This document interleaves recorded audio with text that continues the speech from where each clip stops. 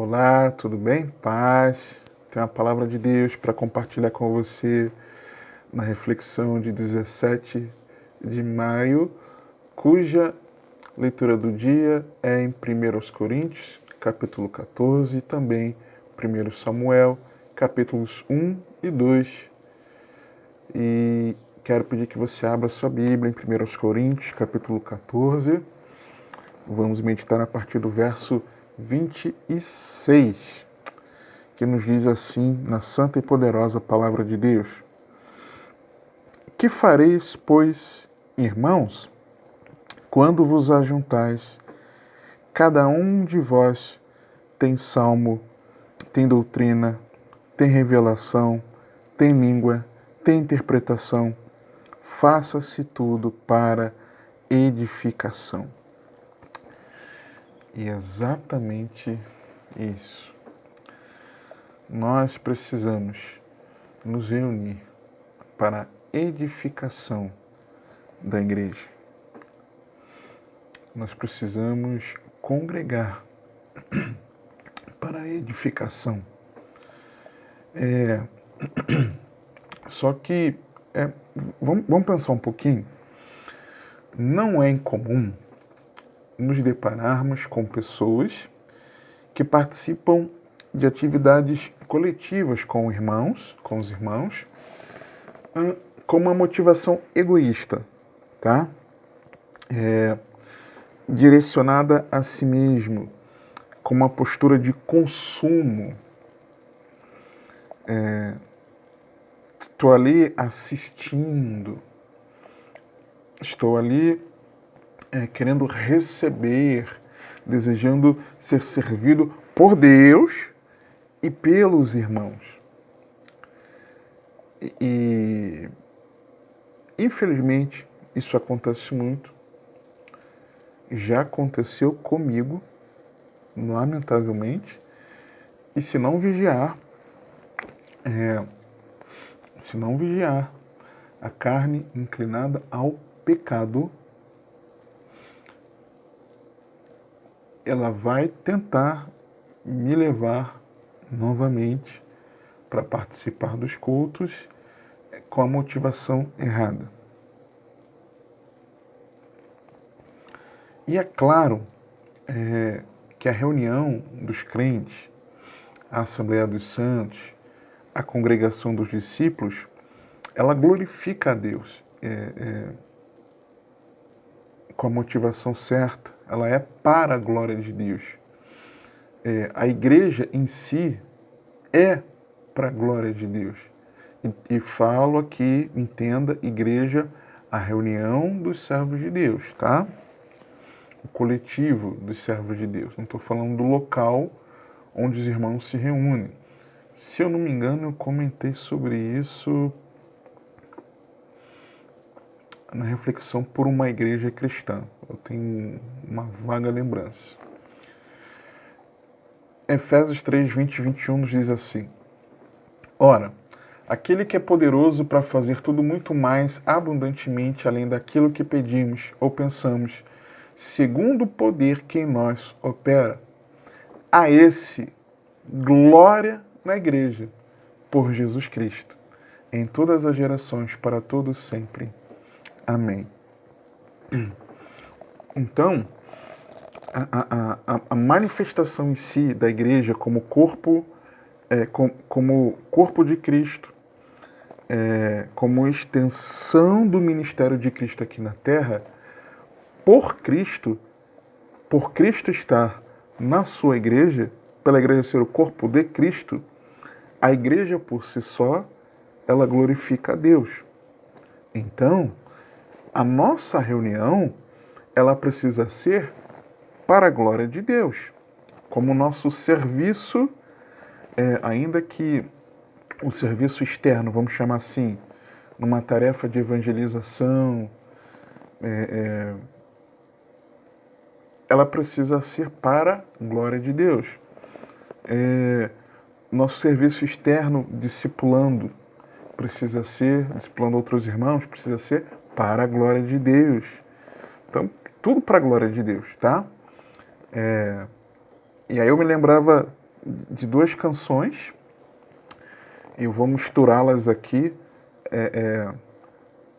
adaptando aqui as letras, mas para nós fixarmos isso aqui. Nós nos reunimos no nome daquele que é bendito. Estamos nós ali para o adorar. É o seu povo ali presente, todos numa só voz, declarando que só Ele é grande. Exaltamos seu doce nome pelo amor, pela cruz, por seu Filho Jesus. No Calvário nos amou, com seu sangue nos comprou. Estamos nós ali para o adorar. Deus é digno de louvor e de ser adorado, pois Deus é santo, bondoso, Pai querido. Dentre todas as coisas, Ele é verdadeiro, Senhor. Então, em nossa reunião, como igreja, precisamos o fazer para a glória de Deus. Contudo, tá? Há algo que jamais deveria sair das nossas mentes. Pois o que fizermos em nossas reuniões deve ser também para edificação da igreja. Nos versos 37 a 40, já vou ler com você, apesar de, no contexto imediato, Paulo tratar sobre o dom de línguas, ok? No contexto geral, tá? Indo além desses versos aqui do capítulo 14, você fazendo uma ampliação, nós vemos que nesse contexto geral, de onde nós extraímos vários e preciosos ensinamentos, como variedade e utilidade de dons, diversidade e unidade do corpo, o amor, né? Crescimento espiritual. Ele está tratando da organização das reuniões da igreja, não do nosso jeito, mas segundo o padrão que Deus estabeleceu em ordem e decência. E quem discordar, paciência, seja ignorado. Vamos ler versos 37 em diante do verso 14, porque tem algo muito interessante a nós aprendermos aqui. E nesse sentido, tá? Veja aqui comigo. Se alguém cuida ser profeta ou espiritual, reconheça que as coisas que vos escrevo são mandamentos do Senhor. Mas se alguém ignora isto, que ignore. Portanto, irmãos, procurai com zelo profetizar, e não proibais falar línguas, mas faça-se tudo decentemente e com ordem. E o que ele fala aqui assim, reconheça que as coisas que vos escrevo são mandamentos do Senhor. E o que ele está escrevendo? O que ele está retratando do capítulo 12 ao capítulo 14. Tá? Vamos dizer assim, um contexto mais geral. Não mais geral, mas um contexto mais amplo do que o contexto imediato. Tá? Está escrevendo como mandamento do Senhor.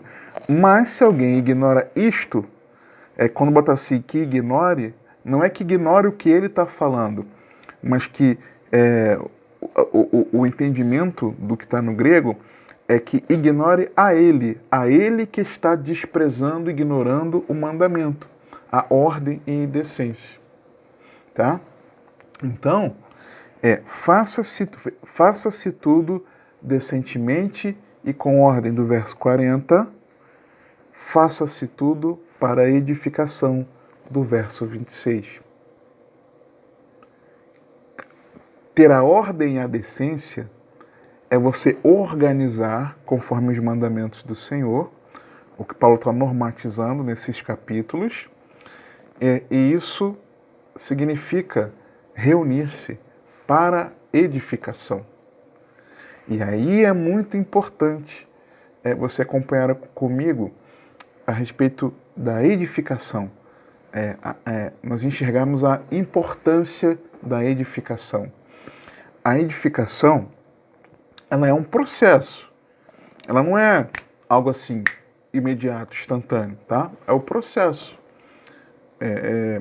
Cada reunião nossa, cada encontro com os irmãos, ano após ano, nós vamos sendo edificados. Aquela congregação vai sendo edificada e a congregação vai crescendo espiritualmente, mas nós, como indivíduos, também, tá? Então, ela é um processo constituído por atos de alguém que promove o crescimento de outro em sabedoria cristã, piedade, em felicidade, né, o prazer de servir a Cristo, e também em santidade. E aí alguns textos tratando sobre a edificação, nos mostrando que a edificação não significa multiplicação. Interessante isso. Atos 9:31. Assim, pois, as igrejas em toda a Judéia e Galiléia e Samaria tinham paz e eram edificadas e se multiplicavam, andando no temor do Senhor e consolação do Espírito Santo. Ou seja, edificar é uma coisa, multiplicar é outra. Não é que não está havendo uma multiplicação visível, explosiva, que a igreja não está sendo edificada. Importante isso. A edificação é que estejamos fundamentados em Cristo como morada de Deus. Efésios 2:19-22. Assim que já não sois estrangeiros, nem forasteiros, mas concidadãos dos santos e da família de Deus, edificados sobre o fundamento dos apóstolos e dos profetas, de que Jesus Cristo é a principal pedra da esquina. E é interessante esse entendimento aqui dos profetas, tá? No qual todo o edifício bem ajustado cresce para templo santo no Senhor, no qual também vós, juntamente sois edificados para a morada de Deus em espírito. Edificados juntamente, coletivamente, sobre o fundamento que é Cristo. Edificados, nos tornando o edifício, morada de Deus em espírito. A edificação é de sermos perseverantes nesse fundamento que é Cristo. Colossenses 2:6-7. Como, pois, recebestes o Senhor Jesus Cristo, assim também andai nele, arraigados e sobreedificados nele, e confirmados na fé, assim como fostes ensinados nela, abundando em ação de graças. E é interessante você já ir pegando as referências a respeito do que está sendo falado nesses versos, porque eles têm total sentido com o que será falado lá na frente. Sobre a edificação, ela ter um fundamento de algo que está sendo ensinado. 1 Pedro 2:5. A edificação é de nós sermos como pedras vivas nesse edifício. 1 Pedro, aliás, eu me lembrei de outro algo importante aqui que tem a ver com isso também. Além do verso 5 de 1 Pedro. Porque o texto nos fala algo muito importante, além do verso 2, do verso 5. Vós também, Como pedra viva sois edificados, casa espiritual e sacerdócio santo para oferecer sacrifícios espirituais agradáveis a Deus por Jesus Cristo.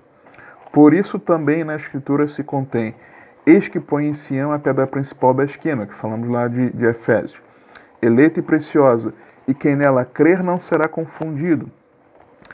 E para vós, os que credes, é preciosa, mas para os rebeldes a pedra que os edificadores reprovaram, essa foi a principal da esquina, e uma pedra de tropeço e rocha de escândalo para aqueles que tropeçam na palavra, sendo desobedientes para o que também foram destinados. Menção aqui à palavra. A edificação, ela vem de Deus. Atos 20, 32.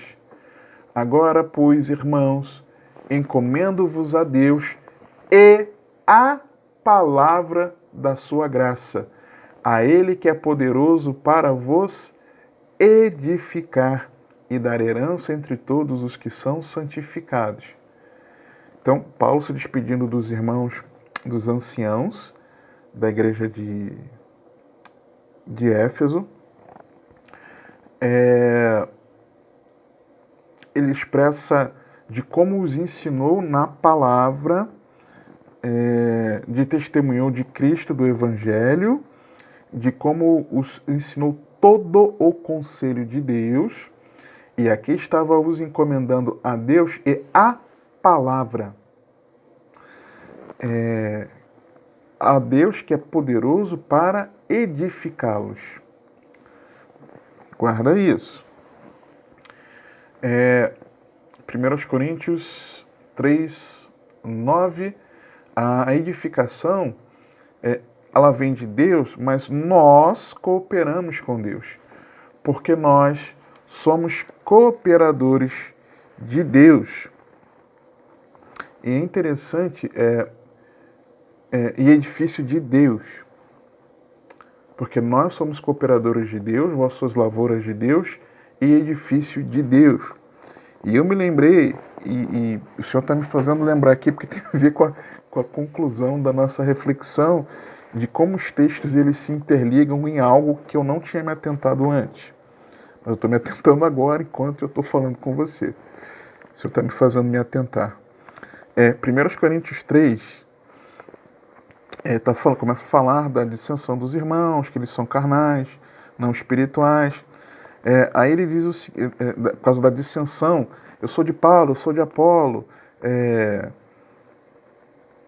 E aí ele fala o seguinte: pois quem é Paulo, versículo 5, e quem é Apolo, senão ministros pelos quais crestes, e conforme o que o Senhor deu a cada um.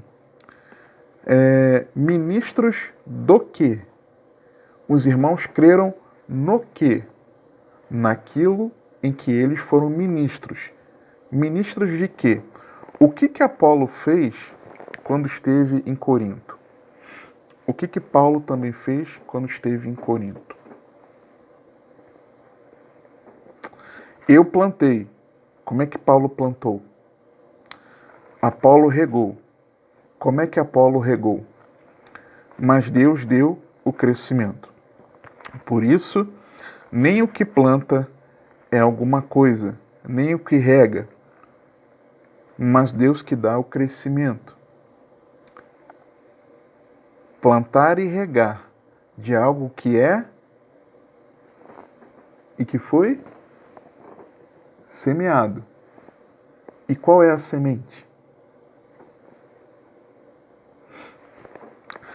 Ora, o que planta e o que rega são um, mas cada um receberá o seu galardão segundo o seu trabalho. Porque nós somos cooperadores de Deus. Vós sois lavoura de Deus e edifício de Deus.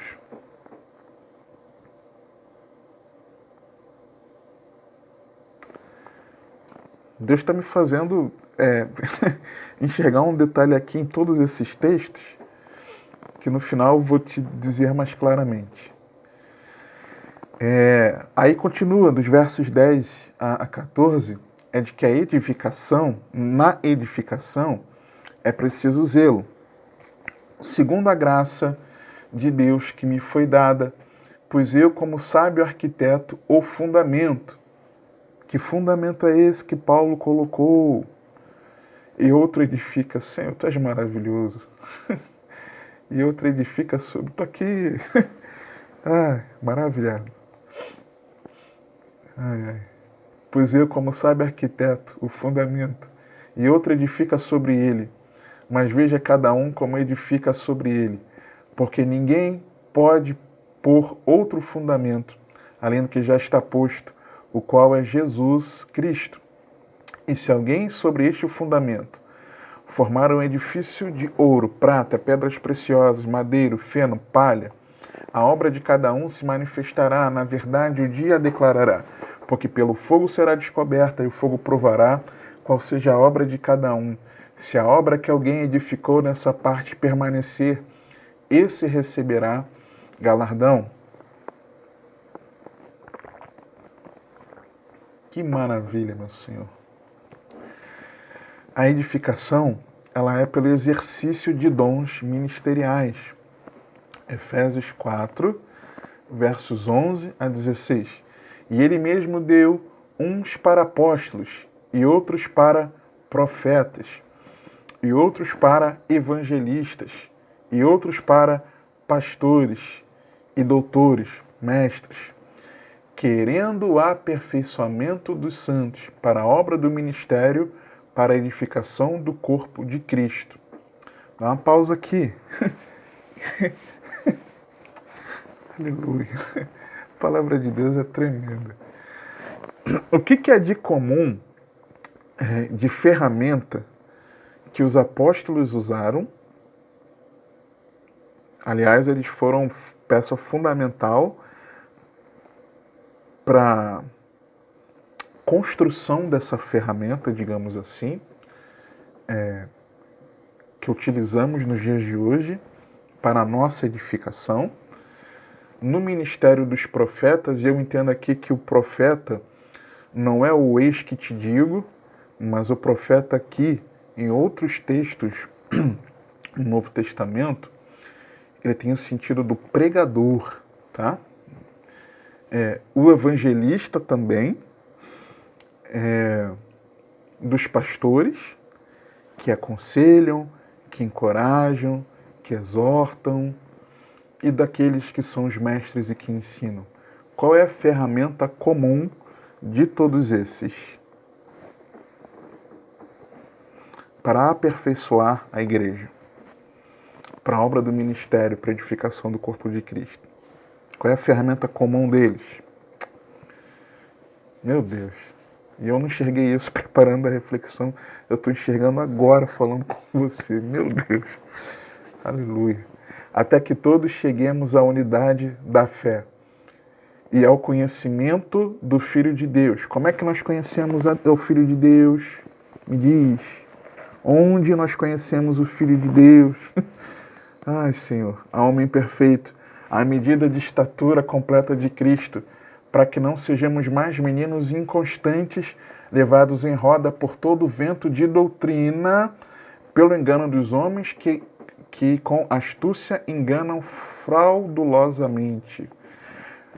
O que é a base para mim e sua vida, para não sermos inconstantes, meninos, mas que nos ajuda a crescer espiritualmente e nos protege contra todo o vento de doutrina e do engano? O que? Continuando o texto de Efésios 4. Antes, seguindo a verdade em amor. Qual é a verdade? Qual é a verdade?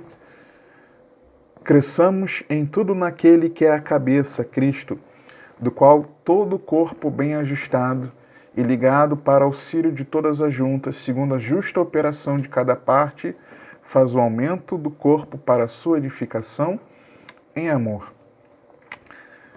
A edificação é com o cuidado para não destruir. Segundo aos Coríntios 13, 10. Portanto, escrevo estas coisas estando ausente, para que, estando presente, não use de rigor segundo o poder que o Senhor me deu para a edificação e não para a destruição. O que Paulo estava escrevendo e que hoje nós temos acesso e que ele utilizava, falando de uma forma mais ampla, pessoalmente, segundo o poder que Deus o deu, não para destruição, mas para edificação.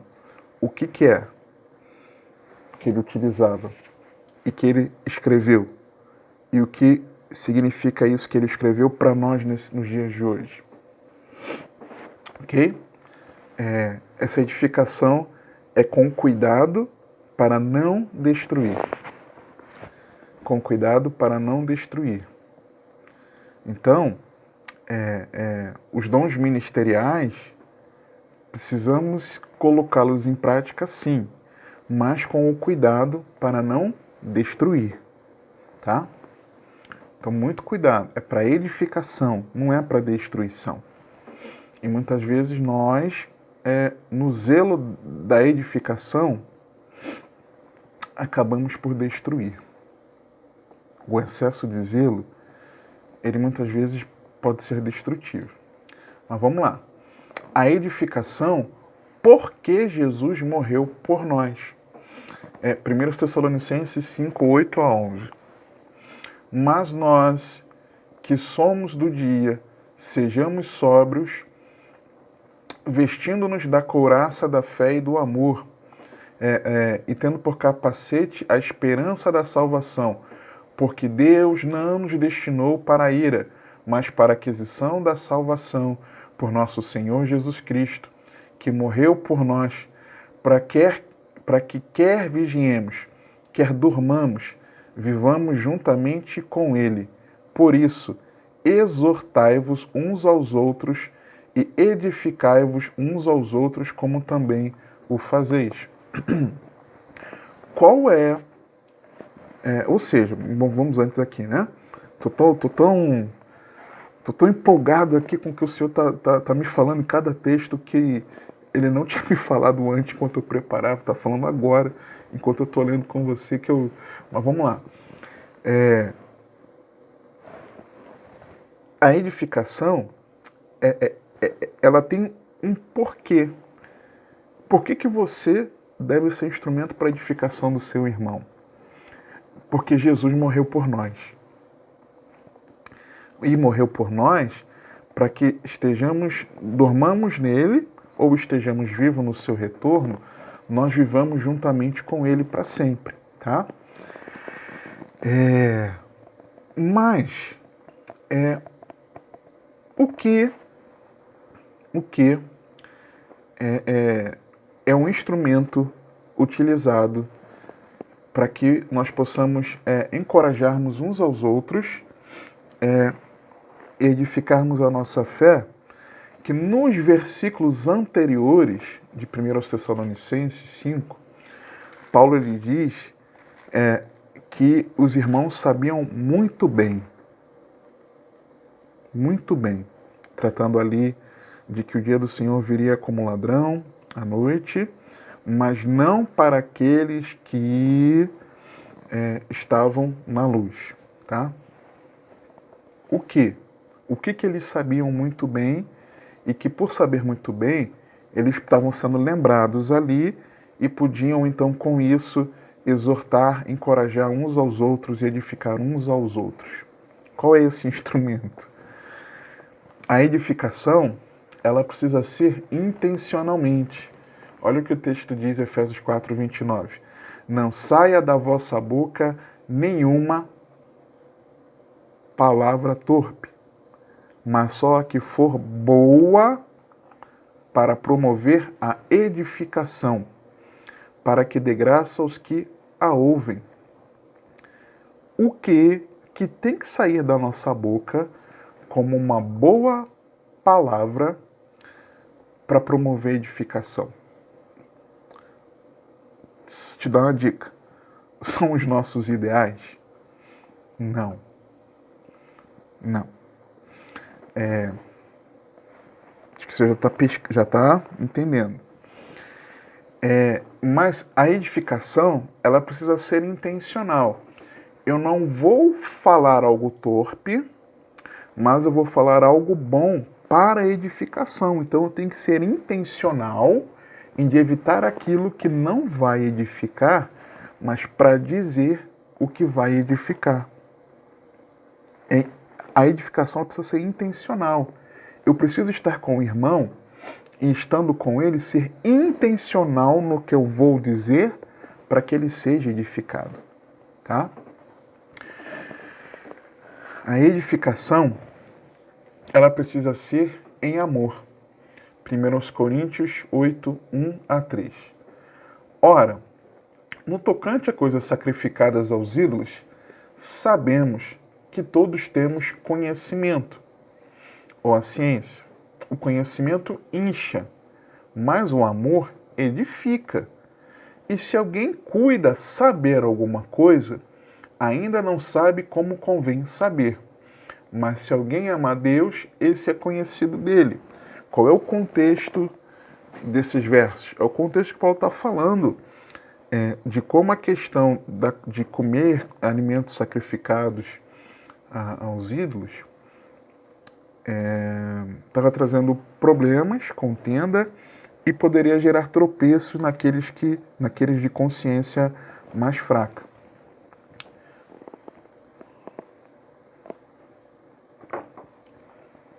E que todo mundo sabia, tinha conhecimento das questões sobre o que é sacrificado aos ídolos. Só que era para ter cuidado que esse conhecimento ele incha, mas o amor edifica. Então, ou seja, e aí ele vai falar mais a seguir de que o ídolo nada é, mas que era para ter cuidado como se portava em relação às coisas sacrificadas por causa do irmão, né? Ou seja, era para exercitar o amor, tá? E não desprezar o amor por conta do conhecimento. Só que aí, de onde vem o conhecimento? Do quê? Da onde vem o conhecimento? E que precisa ser aplicado em amor. Onde, inclusive, nós aprendemos sobre o amor que deve ser praticado. Estou aqui, meu Deus. A edificação, ela precisa ser com temor. Romanos 14, versos 14 a 20. Eu sei e estou certo no Senhor Jesus que nenhuma coisa é de si mesma imunda, a não ser para aquele que a tem por imunda. Para esse é imunda. Mas se por causa da comida se contrista teu irmão, e tem conversa com 1 Coríntios 8, tá? Já não andas conforme o amor. Não destruas por causa da tua comida aquele por quem Cristo morreu. Não seja, pois, blasfemado o vosso bem, porque o reino de Deus não é comida, nem bebida, mas justiça e paz, e alegria no Espírito Santo, porque nisto serve a Cristo agradável, é a Deus e aceito aos homens. Sigamos, pois, as coisas que servem para a paz e para a edificação de uns para com os outros. Não destruas por causa da comida a obra de Deus. É verdade que tudo é limpo, mas mal vai para o homem que come com escândalo. Ou seja, é com temor, e não da forma como muitas vezes acabamos procurar por fazer, e destruindo o irmão, sabe? Querendo com a nossa atitude contristar o irmão, destruir aquele por quem Jesus morreu. Isso tem que nos dar temor, sabe? E de nós sermos um instrumento para a edificação dos irmãos com muito temor. Mas de onde nós aprendemos as coisas que servem para a paz e para a edificação de uns para com os outros? Eu só me dei conta lendo aqui todos esses textos sobre edificação, além da edificação em si, todos eles têm um trilho da ferramenta para edificação. E tem a ver com a conclusão do como, então, nós edificarmos uns aos outros. Como sermos instrumentos para edificação na nossa reunião. Como edificarmos aos irmãos. Versículo 29 de 1 Coríntios, capítulo 14. Portanto, ou seja, Paulo está concluindo. Irmãos, procurai com zelo profetizar. Profetizar. Profetizando. Como? Como ser um instrumento para edificação? E aqui especialmente na reunião dos irmãos. Profetizando. Que isso, irmão? Agora o culto vai virar tem que ser aquela balbúrdia das profecias profetadas. Presta atenção. Profetizando, expressando-se de forma que as pessoas compreendam. Só que fica claro para mim que aqui não se trata da profecia que nós chamamos de profecia em nossos dias, do eis que te digo, servo de Deus. Né? Não é isso, tá? Não é disso que se trata. Porque quando nós olhamos, por exemplo, para o versículo 6,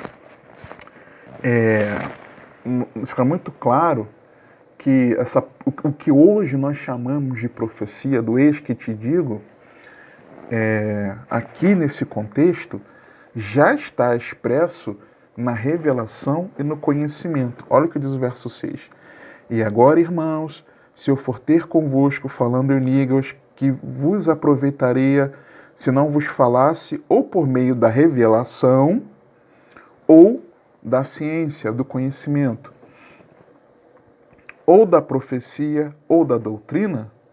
Ou seja, ele separou o que é profecia do que é revelação e da palavra de conhecimento. Paulo separou a profecia, o profetizar, ele separou do que nós chamamos de a palavra de revelação. São coisas distintas.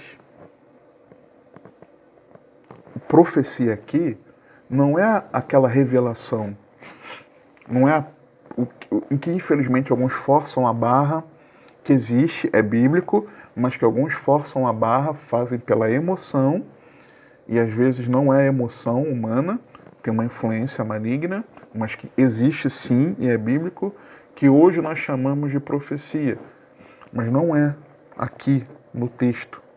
O que Paulo está chamando de profecia aqui no capítulo 14 é o compartilhar da profecia da santa e poderosa palavra de Deus. E é o que está lá em todos os textos que implícito em todos, diretamente ou implícito em todos os textos que eu li para você sobre edificação.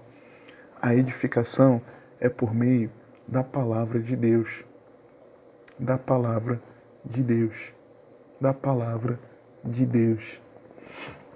Nesse contexto aqui, do livro de Atos e outros textos, profetizar aplica-se diretamente em instruir com base na palavra de Deus, na profecia, ok?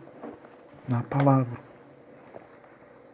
Portanto, irmãos, procurai com zelo instruir na palavra. O dom de instruir na palavra, por meio da palavra. E aí, no versículo 26, ele diz assim: que fareis, pois, irmãos, quando vos ajuntais?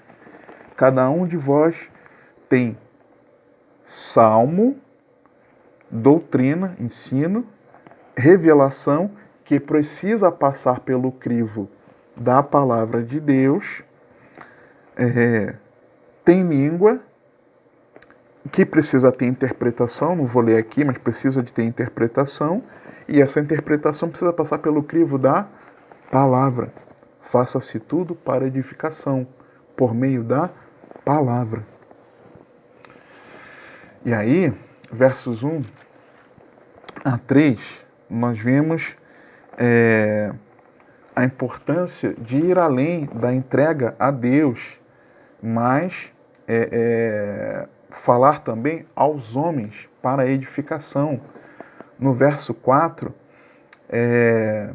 devemos profetizar para edificar a igreja, fugir do egoísmo, né? Não edificando-se a si mesmo, mas a igreja.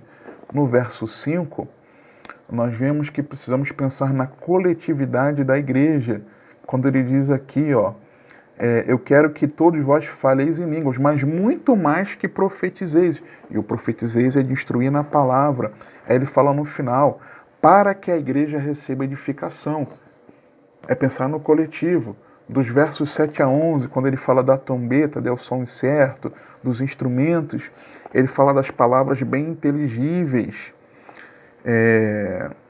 Fala de ser compreendido, ou seja, de expressar a palavra com clareza, o ensino com clareza, com entendimento, de forma que as pessoas compreendam. Versículo 12 e 13, ele fala, assim também vós, como desejais dons espirituais, procurai abundar neles, para a edificação da igreja. Por isso que fala em língua, ore para que a possa interpretar, ou seja, é necessário haver um crescimento nessa exposição pela igreja. Dos versos 14 a 17, ele inclui a oração e o louvor. Quando ele fala aqui, por exemplo, verso 15, orarei com o espírito, mas também orarei com o entendimento. Cantarei com o espírito, mas também cantarei com o entendimento. Ele está falando de fazer isso com entendimento. Orar segundo a palavra. Louvar segundo a palavra. Nos versos 18 e 19, ele fala da instrução aos irmãos, né, para que possa também instruir os outros. Dos versos 20 a 25, ele fala do incrédulo que vai do culto e é instruído por meio da profecia, da palavra. É na palavra de Deus. Edificando pela palavra, pela profecia. Que o Senhor te abençoe e te guarde, que Ele te conduza e governe a sua vida, porque você tem acesso.